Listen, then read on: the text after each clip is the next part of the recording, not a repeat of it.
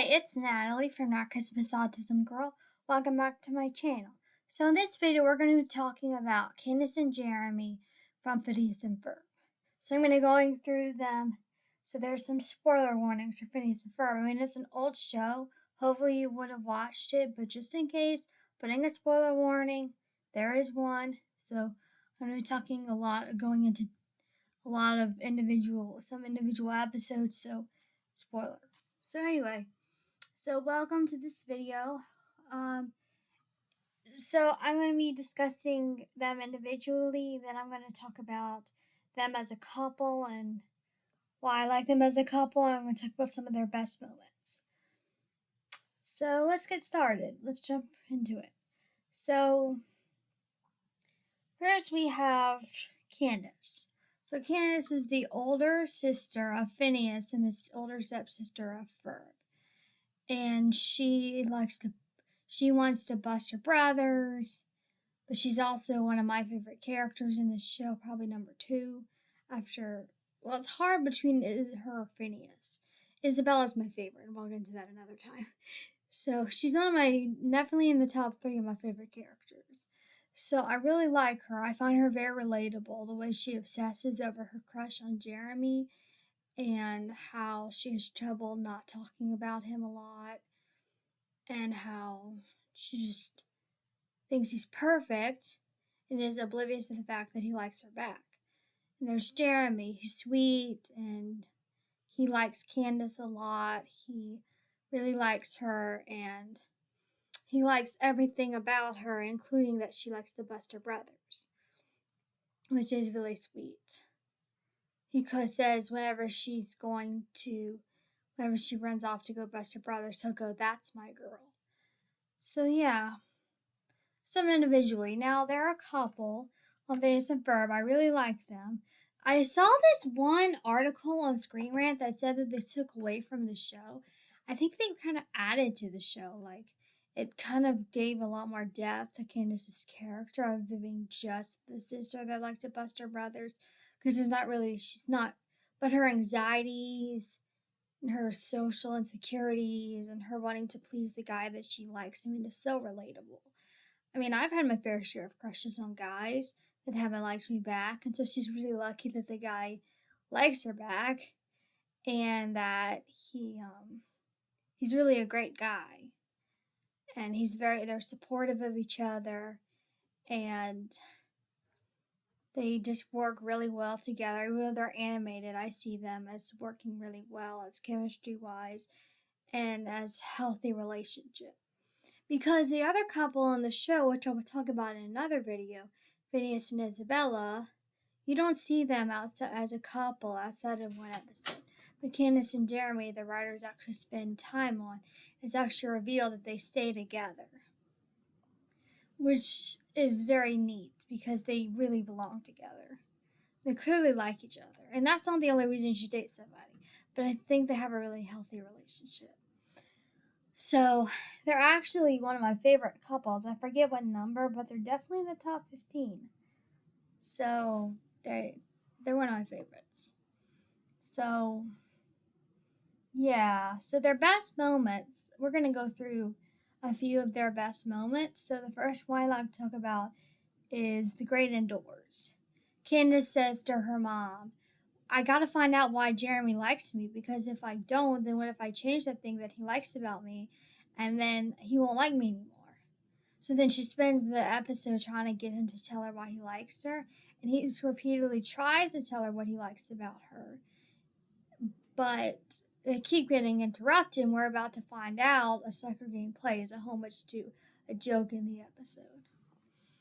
So that's that, and then that's that episode. Then you have the My Fair Goalie episode, another one of my favorites between them. He admires Ferb's cousin's accent, so then she tries to become proper and look British for him. And then he pretends that he likes that he changed everything about herself. And she goes, "You didn't like me the way I was?" And she says, "Oh, you're messing with me."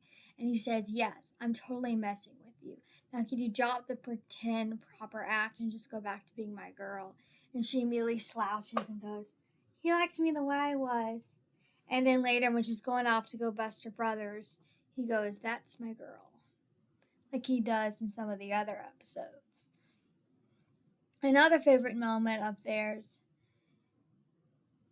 is when she's buying some hygiene items for herself. Then she goes off on this great thing doing this ridiculous water sports to go pretend that she's not interested. She wasn't buying, and he says, "You could do was be embarrassing."